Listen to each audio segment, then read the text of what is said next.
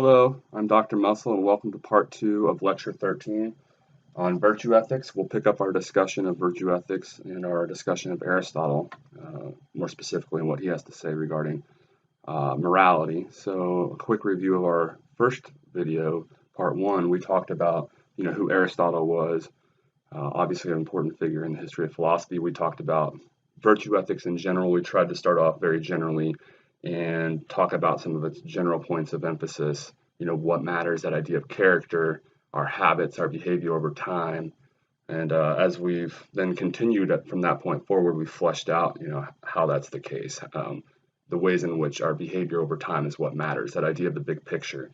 Eudaimonia, or I had to write that up there so I'd remember how to say it this time around.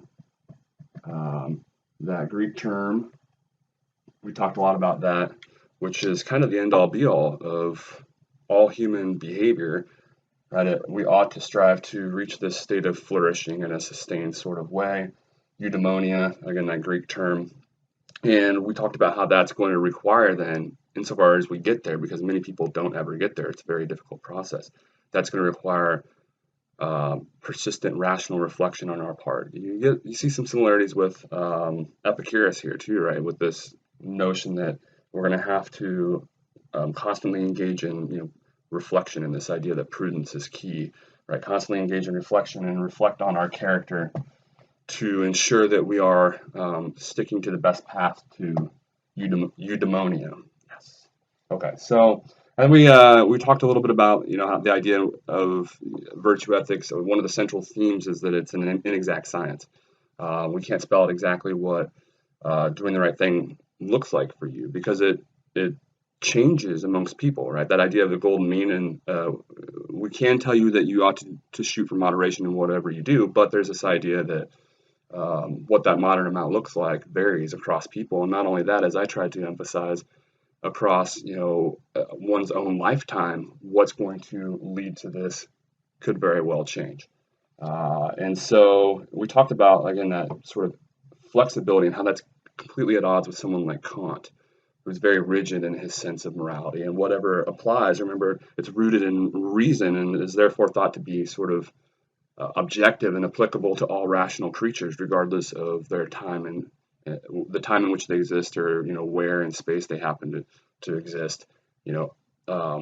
This applies absolutely, these moral standards and truths, and Aristotle's the opposite. And we talked about how then some people find that to be a source of criticism then, because the idea is he doesn't offer enough guidance, in saying that it's inexact. But I've already mentioned, as we concluded the part 1 video by discussing, he does offer this famous idea of the golden mean, this notion that we're probably all familiar with before we even came to this ethics course, this idea of moderation being key. Okay, so again, we concluded with our discussion of that. It doesn't matter who you are, an Olympic athlete or an average Joe Blow, there's a sense in which you can eat too much, right, or eat too little. And so too, it doesn't matter who you are, a soldier fighting in a war or an average Joe Blow, there's a sense in which you can act fearlessly too much, and obviously too little as well. So then that brings us to the part 2. What we'll do then in this video, we'll talk about some of the practical implications of the theory, some of the peripheral points that he brings up, some practical tips that he offers us as well. So to that criticism that it's too, it doesn't offer us enough guidance. He does offer some, tips, if you will. So we'll talk about some of those. We'll talk about how to identify the virtuous character, the truly virtuous character. We see something being done. Was that indicative of virtuous character? Well, it depends. We have to know a few things. We'll talk about that. We'll talk about how we ought to go about figuring out who's morally praiseworthy and blameworthy. How, in what sense we ought to think about this notion of moral responsibility. We'll talk about that, and we'll conclude with sort of an elaboration on some criticism. So we already have mentioned one. Right, this sense in which it doesn't offer us enough guidance, but we'll pick up on a few other criticisms as well. So with that said, let's go ahead and proceed then. So we are starting with slide 14. A couple, I guess, peripheral points, if you will. I labeled the slide important points. They are indeed important. We have this notion that virtue perpetuates virtue, this idea that the more virtuous you are now, the more likely you are to be virtuous in the future.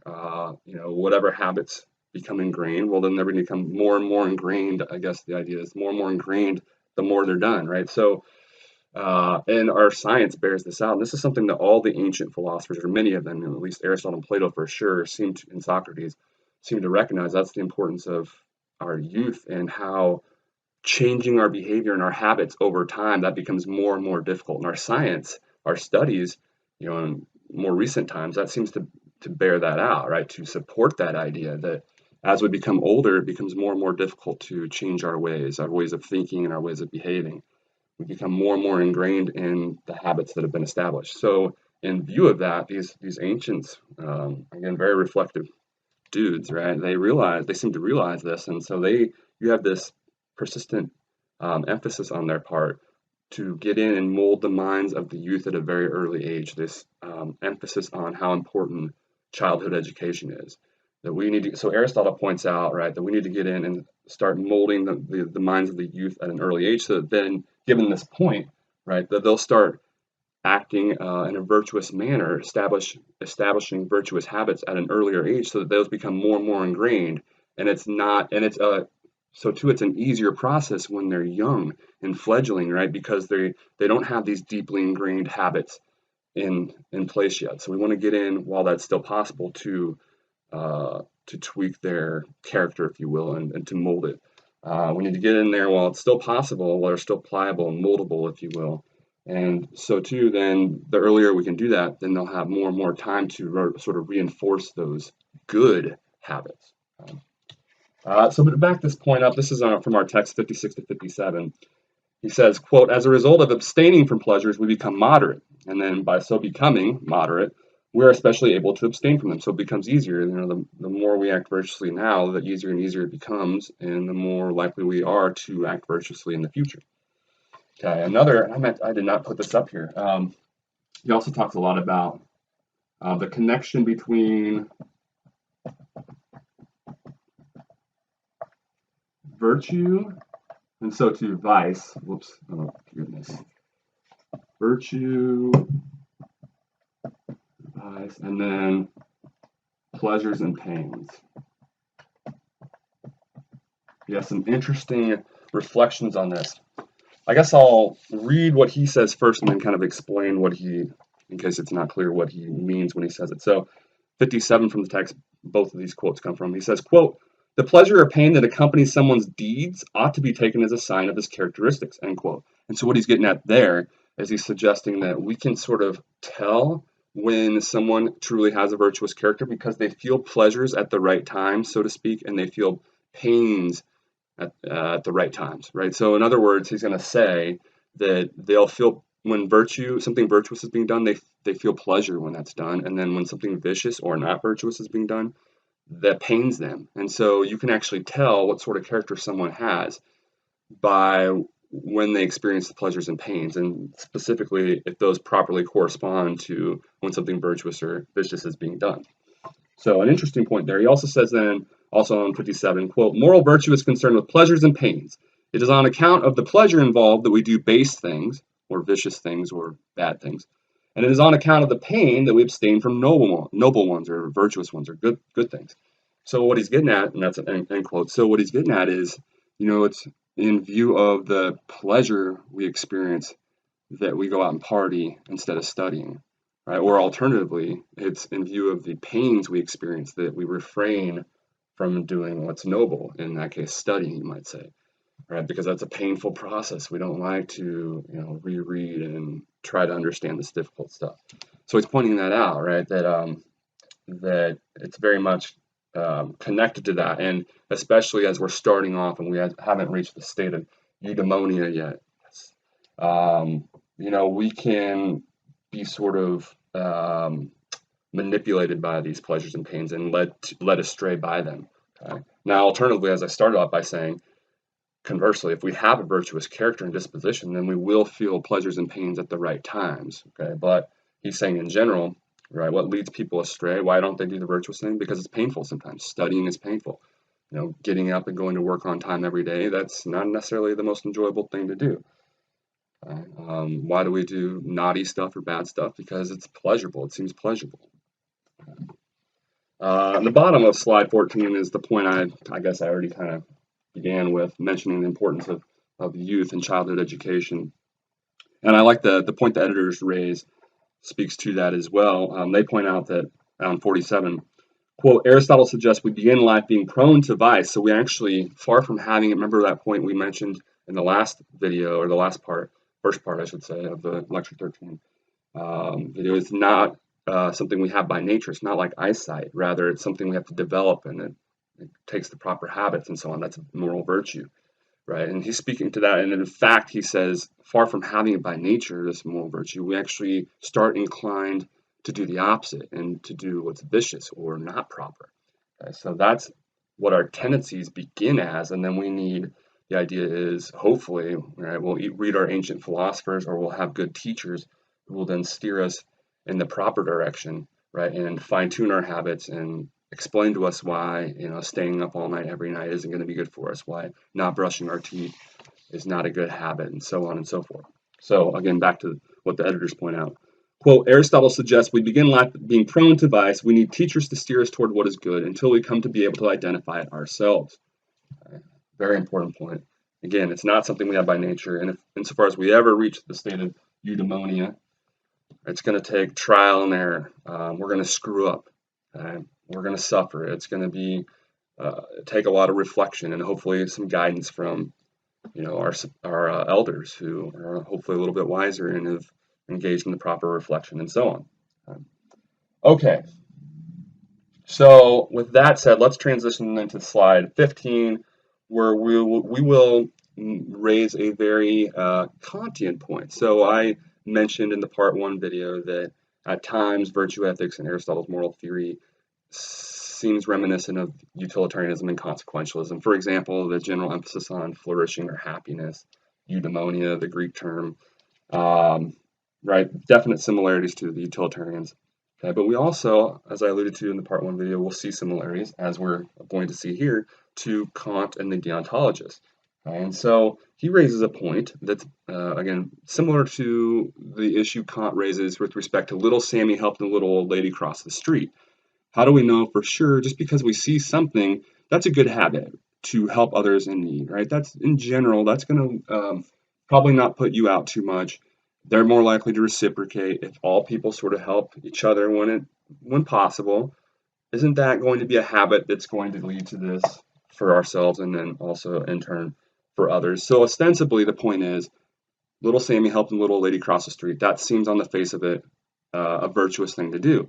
But like Kant, he wants to say, hold up a second. And so that's why what he's getting at on 58 of our text when he says, so he makes this analogy to like grammar and speaking correctly. Somebody could just accidentally speak correctly. That doesn't mean they actually, right, should be known as a grammatical expert or thought of in a high regard, right? They could have just done it accidentally. He wants to make the same point then with respect to acting virtuously. Just like Kant wants to say, just because somebody's acting as duty requires, that doesn't mean they're morally praiseworthy. Aristotle is saying the same thing. Just because somebody on the face of it seems to be doing something that's morally virtuous doesn't mean they have a morally virtuous character. Okay? So he says, just as one, and this is from 58, just as one can, quote, do something skillful in letters by chance or on the instructions of another, end quote, the idea, so too one can act in a virtuous manner accidentally, or because they were coerced into doing so by mom and dad walking behind them, or whatever the case might be. Okay? So to be properly deemed virtuous, you have to be doing what's virtuous, realizing that it's virtuous, and that has to be why you're doing it. And again, that's very reminiscent, as I point out on the bottom of 15, very reminiscent of what Kant suggests. So on 16, then we outline what I have up here, the three conditions, if you will, of a truly virtuous character. So you might think of these as like check boxes. We like to do that. We've done that in the past. Okay, so what are the three conditions of a truly virtuous character? The little Sammy helped the little old lady cross the street. Seems like, a virtuous thing to do. Does little Sammy have a virtuous character? It depends. First, as I point out in the first bullet here, okay, the doer, little Sammy, has to know that what they're doing is virtuous. It's a virtuous thing to do. And I've tried to kind of make the case for that, right? On a whole, helping others when you can, that's probably going to lead to you having a flourishing lifestyle as well. Obviously, it's going to help them, and they might reciprocate and so on and so forth. So you have to have that kind of understanding. This sort of habit is a good habit. It's going to lead to flourishing. Okay, it's the virtuous thing to do. But point two, okay, that has to be why you're doing it. It's one thing to recognize this is the right thing to do. It's another thing to be actually be doing it because of that, right? You might recognize that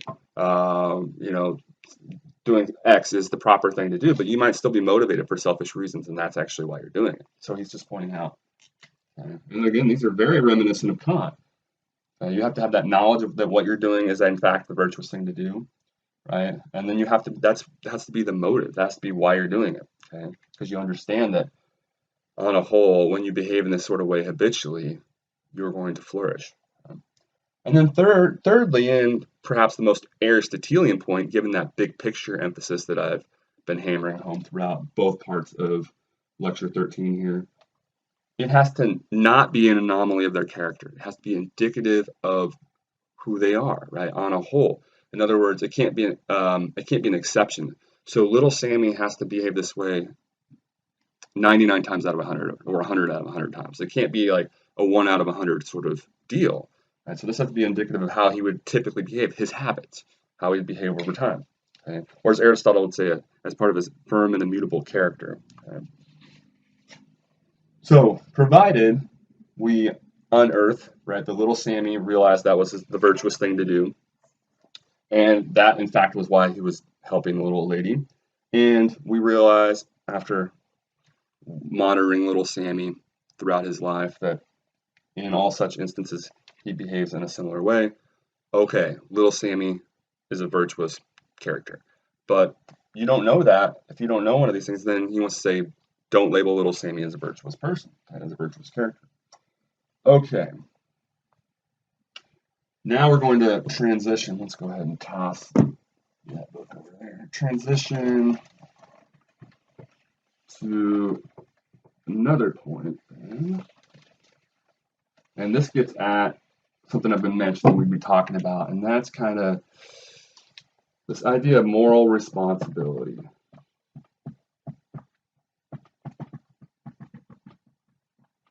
What are we responsible from a moral perspective? And then in turn, what can we be praised and blamed for? What should we be? So, in what sense are we more responsible? And that will allow us then answering sort of that sort of issue or fleshing that out would then allow us to figure out in what sense we ought to praise and blame people. Okay, so that's why he's interested in this. And so he raises, so there's he says human beings, we have essentially these three basic parts, if you will. And interestingly, Socrates / Plato do the same thing. They have this tripartite theory of the soul or what it means to be a human being. And we'll articulate that in the lecture 15 video when we talk about the Ring of Gyges, the famous portion from the Republic. They will divide or talk about what it means to be human and divvy the human nature up into three basic elements: reason, spiritedness, and desire. We'll flesh that out in lecture 15. But Aristotle does something similar. Of course, he doesn't use those three elements. He instead has three different elements that he talks about. So I wanted to be clear, why are we articulating the basic constitution of what it is to be a human or what it means to be a human being in these three basic elements? Because he's when he does this, he's trying to address this issue, right? How are people responsible from a moral perspective, or how ought we to think of them being responsible from a moral perspective? Okay, so he says on the one hand we have passions or emotions or feelings, basic passions, emotions. I don't know, I'll throw feelings in here. Okay, so things like appetite, anger, fear, hatred, etc. So on 59, he talks about this, quote, in general, those things that pleasure or pain accompany. Okay, and then two, we have, I like to think of them as faculties. What else did I put here? Capacities. That's all right, I guess. So don't make too much of this. This is just the means by which we come to experience the first element. So how he defines capacities or faculties is, again, on 59, he says, quote, those things in reference to which we are said to be able to undergo these passions. So it's the means or apparatus by which we're able to experience these things. Okay? And then thirdly, and most importantly, from a moral perspective, Aristotle is going to suggest we have what are called character or moral states, if you will. And what is this? What are these referred to? Basically, that how our tendencies, how we tend to behave over time, right? Our moral or character tendencies, our propensities. Okay? So, for example, one example I give you is lustfulness. That's a tendency that's characterized by the propensity to feel and act on sexual desire excessively. Okay? It's on account of these, Aristotle says that, and this is from 59, that, quote, we are in a good or bad state in relation to the passions. So what is he getting at here? Well, basically, Aristotle is trying to say that no one ought to be praised or blamed for these, okay? We have no control over them. They're kind of, they're part of our basic nature, if you will. As he says, we're kind of moved by them, right? We have no control over them, per se. So like a hothead, somebody that gets angered easily, that initial anger that they feel, Aristotle wants to say they're just moved that way. They have no more control over that than they do their hair color or their eye color. They're just moved by those natural tendencies or impulses. As he says, so that's why he says on page 60, quote, we are angry and afraid in the absence of choice. But the virtues are certain choices are not without choice. So when we talk about virtue, anything to do with morality, right? We have this idea that there's some sort of responsibility at play, right? There's something we're responsible for. But if we don't have any choice in the matter, well, that means we can't be responsible. How can we be responsible for something we have no choice, involved in? Or how can we be blamed for something about which we had no control, right? And that's what he's pointing out. Look, when it comes to morality, we don't have any control over these things. Right? So we shouldn't be blaming people for getting angry easily, for example. So how do we go about blaming people, or in what sense are people responsible? He wants to say that, let's say you're a hothead, right, and you get angry easily. Okay, well, we ought not to blame you for getting angry, right, when you do. But what we can blame you for, or where you do bear some responsibility, is the degree to which you exercise your rational capacity. Do you reflect on these natural impulses, passions, emotions, feelings, however you want to put them? Do you reflect on that? Do you reflect on the fact that, man, I tend to get angry pretty easily? It seems to happen quite often. Do you think about this sort of thing? And then, say, try to avoid situations where you get angry easily, or maybe enroll in anger management classes, right? Do you engage in that reflection? Kind of a Kantian point there too, right? Do you engage in reflection and thus try to mold your character and do something about it, right? Avoid certain situations, change your behavior, right? And enroll in anger management classes. Or do you do nothing? Do you not engage in rational reflection? Do you not attempt to change your behavior in ways to accommodate your natural passions and feelings and emotions? That's what we can blame you for or praise you for, right? So we can be, and we ought to be, he wants to suggest, praising especially the hotheads, the people that are constantly getting angry, but then take measured steps to do something about it, right? To change their behavior, to change their habits. They're doing something about it. That's where we locate praise, or we ought to. And then conversely, when somebody doesn't do anything about it, right? They just let those natural tendencies become more and more accentuated. That's where we ought to locate moral blame then, right? With that lack of reflection. So that's what I'm getting at the bottom of right here. Bottom of what is that? Slide 18. Okay. So the three basic elements of our human nature, if you will, what it means to be human, okay, and where does he want to locate moral responsibility? Here. Okay, the degree to which what are our character and moral states? The degree to which we engage in reflection and try to, evolve or manipulate those habits we have and tweak them in a way that's then mitigates maybe some of those problematic passions we have naturally that we're moved by. Okay, so let's move on then to some general reflections on this idea of a virtuous character, okay, and what it's going to look like. So this is turning to slide 19. So he's analyzing the kind of character or moral state conducive to virtue. Okay. He says virtue is, quote, and this is from 60, That characteristic as a result of which a human being becomes good, and as a result of which he causes his own work to be done well. So there you get that idea of virtue that we talked about in the part 1 video, right? That what does it mean to be virtuous in that ancient general sense? To perform your function well.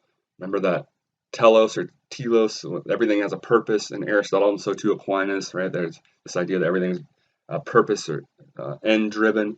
And so virtue is performing your function well. What's our purpose? It's going to be to flourish, right? To be happy, to reach that state of eudaimonia. What does the virtuous or character moral state look like? Or the typical, what does the virtuous character, virtuous person look like? Well, they have a disposition to choose the golden mean. We talked about that. This golden mean, quote, neither takes too much nor is deficient, and, quote, this is not one thing nor is it the same for all, end quote. That's on 60.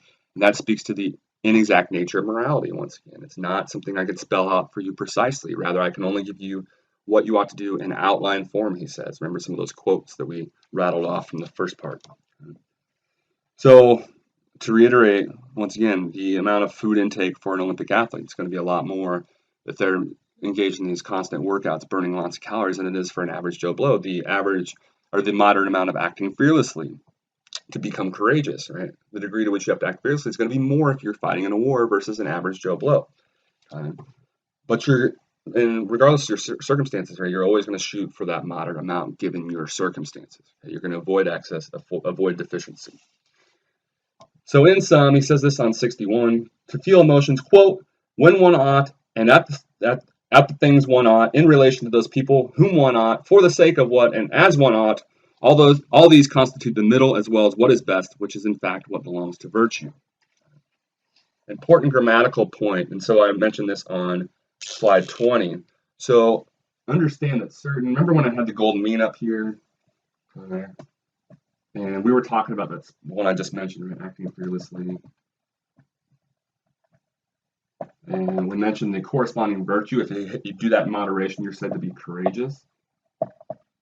Okay. And then if you do it in excess, you're said to be foolhardy or rash or something like that. Oh my goodness. Oh boy. Okay. Hardy or rash. And if you don't do it enough, you're cowardly. Okay. And so all he's pointing out, I think an important point to make, page 62, he's saying, be careful how you talk, okay? Because certain words by definition signal a virtue or a vice, okay? So in other words, don't talk about, it wouldn't make sense, Aristotle wants to say, to talk about there being an excess of courage. No, by definition, what it means to be courageous is to act fearlessly in moderation. Okay? So it wouldn't make sense to talk about there being too much courage or a deficiency of courage. No, courage picks out acting fearlessly in moderation. And then the similar point, okay, certain words pick out vices by definition. So it wouldn't make sense to talk about there being a moderate amount of foolhardiness or a moderate amount of cowardliness, right? Or so no, those by definition pick out, an excess or deficiency of acting fearlessly. So that is the point again on slide 20. Okay, let's turn to 21, where we'll talk about some interesting observations that Aristotle makes. I won't put these up here. So I've actually alluded to this in the first part video because it becomes a problem for Aristotle insofar as that inexact nature of morality bit goes, right? And so some of the critics want to suggest you're not offering us enough guidance, and that's particularly problematic because, he seems to want to rely on individuals to take account of their own circumstances and sort of figure it out for themselves what they ought to do, avoiding excess and avoiding deficiency. Well, if you take the first point on slide 21, that appears to be problematic because he points out that we're tainted by our own position with respect to virtue. So if we ourselves are not virtuous, our perspective of virtue is tainted. So how are we, let's assume for the sake of argument, like that Aristotle is right, we have to take account of things ourselves, but let's assume that he's also right in suggesting our perspective can be tainted. And if we lack a virtuous character, how are we going to know, in fact, what we ought to do, right? Because we lack that know-how, and as he pointed out, right, our perspective is tainted. How are you going to leave it up to us, Aristotle, to then figure out what we ought to in fact do? Okay, because how are we going to self-correct ourselves when, right, our own view is tainted because we don't have the virtuous disposition? So he claims, so this is the point he's making that then leads to that issue. He claims that the virtuous man will appear vicious to the vicious man. So in other words, right, the foolhardy person, the Rambo kamikaze guy that acts fearlessly all the time, they're gonna view the courageous person as actually being cowardly. Okay?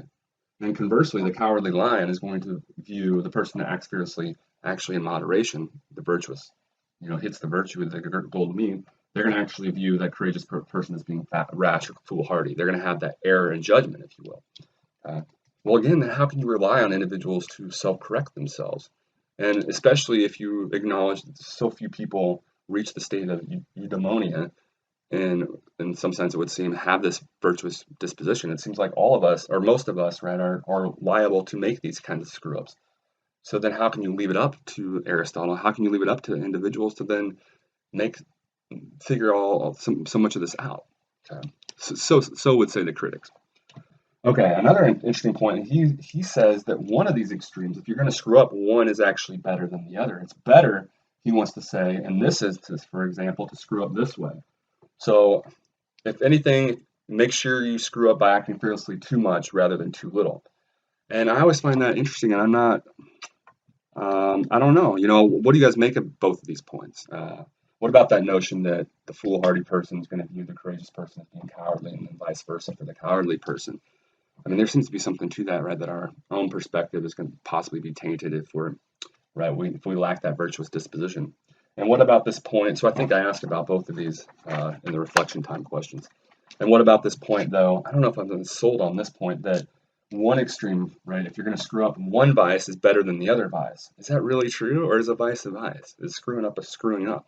Aristotle wants to say no. It's better. One of these vices can be better than the other.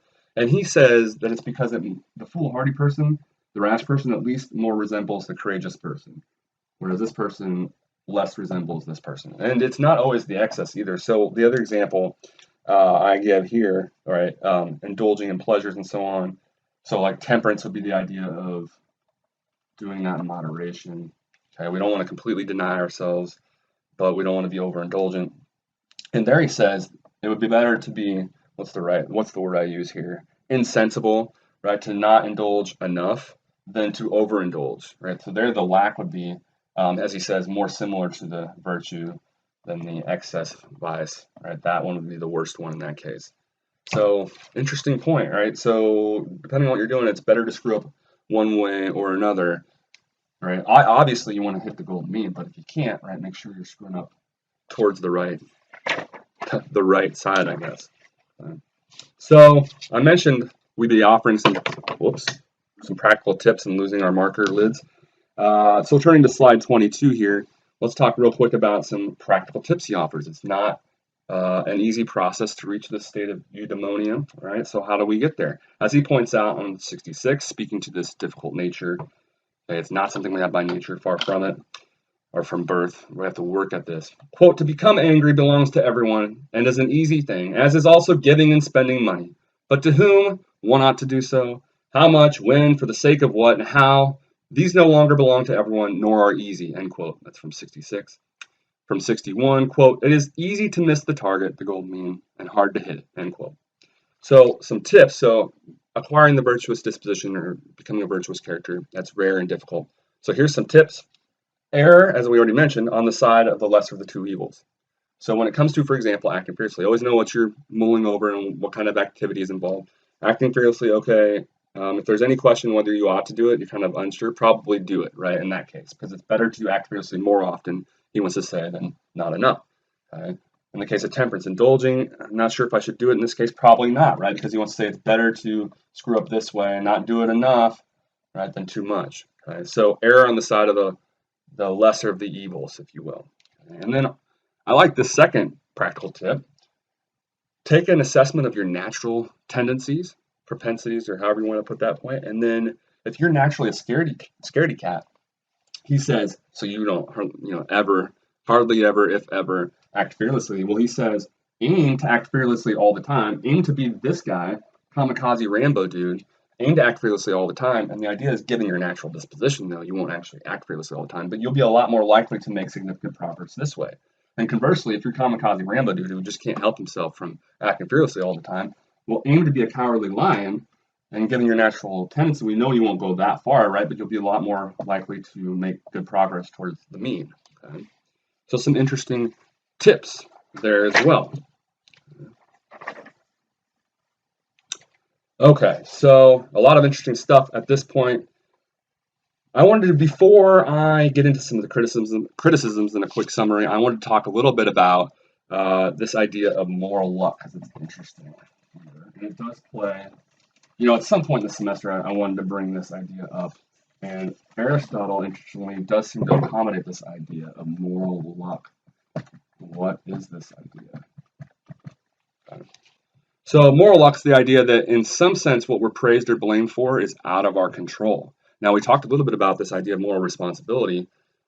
Can't we only be thought to be responsible for something we have some control over, right? So if something's out of our control, that brings up the question then, should we even be responsible for it? So people who have spoken to this idea of moral luck, they're pointing out that, hey, some of these things that people have been blamed or praised for from a moral perspective, a lot of that was actually out of their hands. So I can't remember who brought this example up. It was in one of my previous textbooks. I think it was Thomas Nagel. I'm not sure on this, but he brought up a really good example. He said, imagine a Nazi war criminal who did atrocious things, terrible stuff, right? And he points out, but in some sense, them ultimately doing what they did and then being blamed for it, rightfully so, some of that was actually out of their hands. For example, where they were born. Had they only been born in Australia or Argentina or somewhere else, they wouldn't have encountered the same circumstance that ultimately led them to do all those things. And it would work the opposite too. Imagine somebody did something great, conversely, right? Well, maybe some of that was due to their good fortune, right? So he's pointing out, or imagine if this Nazi war criminal were born 500 years earlier, 500 years later, then they wouldn't have ended up being exposed to the certain circumstances that then led them to end up doing what they're doing. So that's the idea of moral luck, that we can be praised or blamed for, that we can be or are in fact praised or blamed for things that are technically out of our control. And interestingly, Aristotle seems to kind of endorse this idea. So he says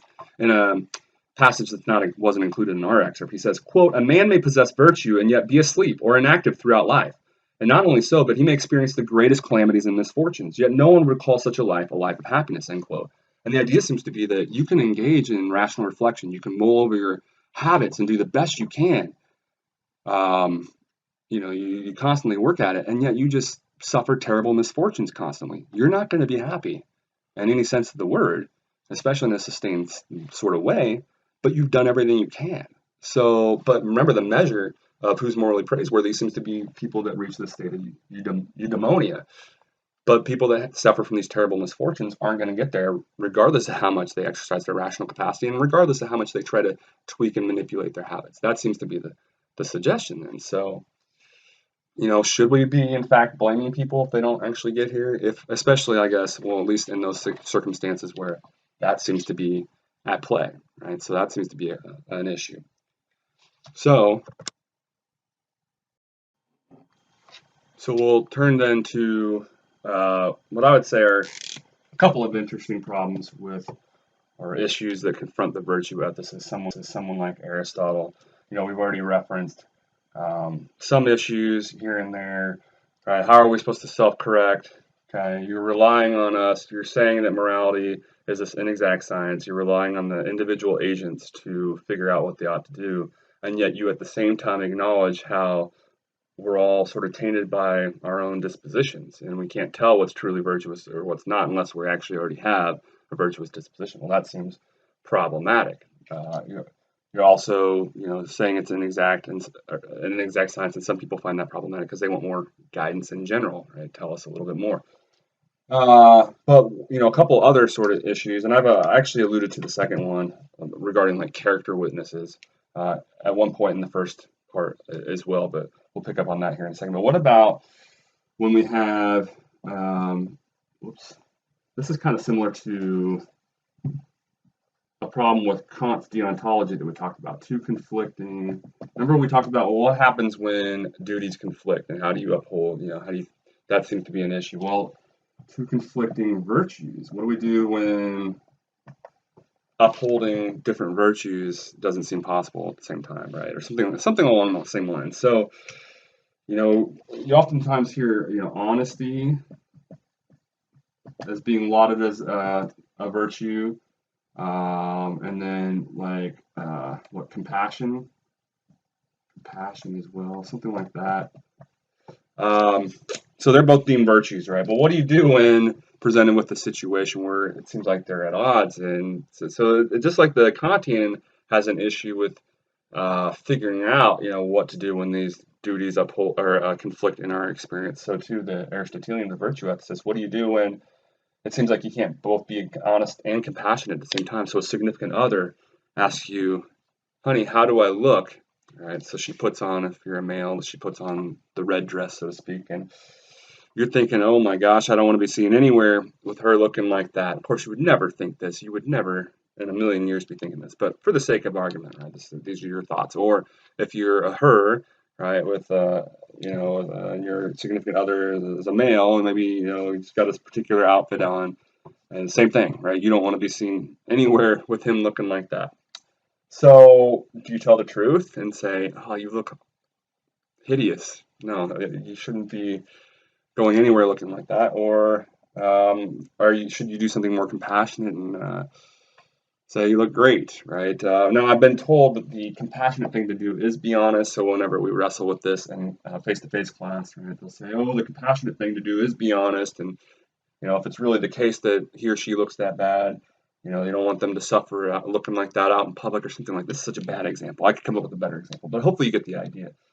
And then you got to figure out how do you wrestle with that then. So I've had various answers. Like I said, people have suggested, oh well, the compassionate thing is to be honest. What is the right answer here? I'm not sure if there is one, but you get the idea. Okay, again that we have these various virtues. Okay, and how do we uphold them all? There are going to be some situations, just like the duties for the Kantian, where it seems like it's not going to be possible to uphold all of them at the same time. And then the second one, I like this one. I've given a lot of thought to this one. I alluded to this one in the first part, like I mentioned a moment ago. So the idea of, how do you assess people? Assessment of people who act one way 99.99% of the time, right? But then I'm not going to be able to write all this down there. The idea is, so they act, let's take the saint, for example. Someone who acts very saintly and, very virtuously and seemingly does all the right things 99.9999% of the time. And then for whatever reason, in a moment, they just lose it. Use your imagination, as I like to say, it seems like. And they kill 10 people in just a rash moment for whatever reason, right? There's this egregious, terrible instance, right? In a moment, 0.00001% of their time, they act this completely anomalous way. So Aristotle, how do we judge such a person? Now, right? So, do you want to say it seems like, given all the points of emphasis from the Aristotelians, right, and the virtue ethicists and what Aristotle says, that what we ought to be, the one that we ought to be setting aside is the way they act in that one moment, that 0.00001% of the time, and instead ought to be assessing them based on this. But as I mentioned in the part 1 video, good luck telling that to the relatives of the victims, the people they killed.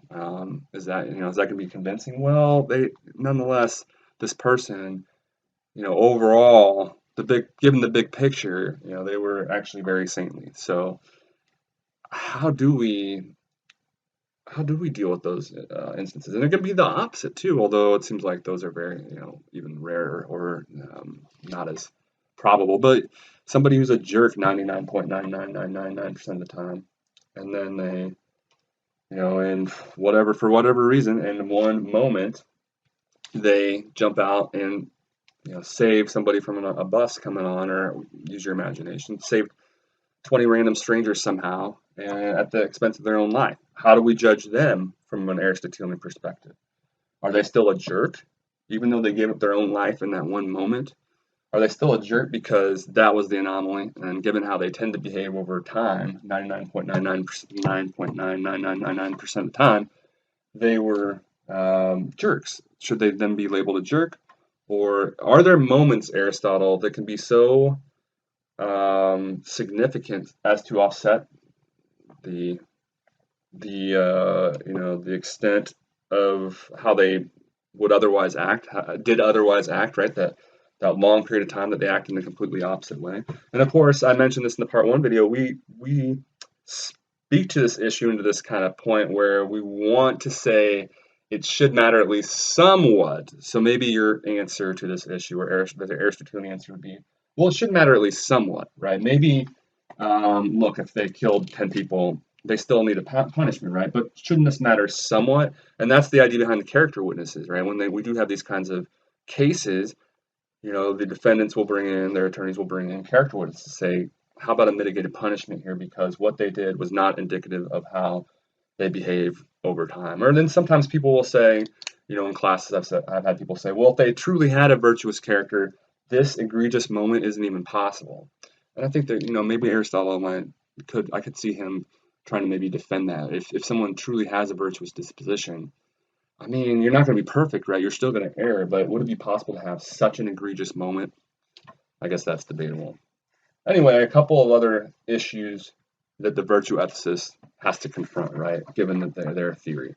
None of these, hopefully you've seen, right? None of these moral theories are immune from issues and objections and criticisms. There's no perfect moral theory in terms of not yielding practical issues and conundrums. So, it's not alone. We went through the issues for utilitarians, the deontologists, and so too the virtue ethicists have their share of their own issues.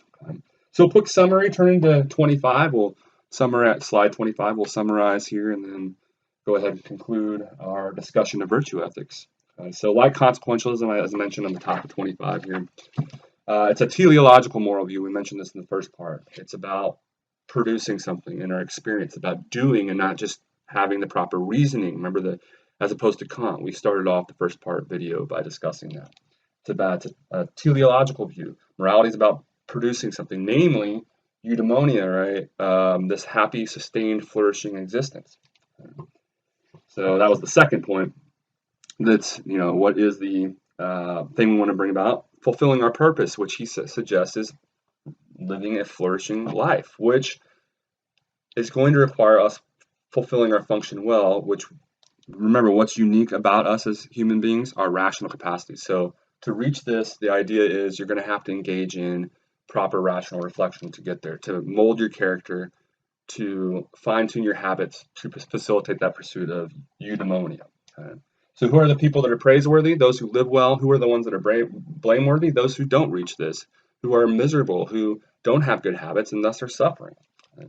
How do you reach this state of eudaimonia? The main piece of advice is, in general, moderation. Hit that golden mean. Okay, we've talked about that at length at this point. So establish that general disposition to hit the golden mean. Avoid excess, avoid deficiency. And that's our discussion of Aristotle. I'm asking for your general reflections on Aristotle, that first question in the reflection time. Do you agree with him that one extreme is worse or better than another? If you're going to err, right, and screw up and have a vice, is it better to be one side or the other? And then given what he says, right, how do we assess those people that act one way 99% of the time, but then act a different way 1% of the time? How do we act that way? Or how do we assess those types of people? Very interesting question, I think. And one that, practically speaking, they have to kind of figure out in courts of law, right, when we have these kinds of instances, seemingly, and that's why they bring in the character witnesses. Okay, so that's our discussion of Aristotle. That wraps up lecture 13. Moving on to lecture 14, our next reading, we'll go ahead and talk about Buddhism, and I like to put Buddhism right after we talk about Aristotle because we'll talk about some of the ways in which they're similar, and we'll see that. So another ancient thinker, the Buddha. We'll talk about Buddhism on tap for next lecture. What are the Buddhists going to emphasize? What's the Buddha emphasize? Pain and suffering. And so the job of the moral agent is going to be in some way to acknowledge the degree that pain and suffering, the role that plays in our life, and then to offset it, right? That's the objective. So until then, thank you, and we'll see you for lecture 14.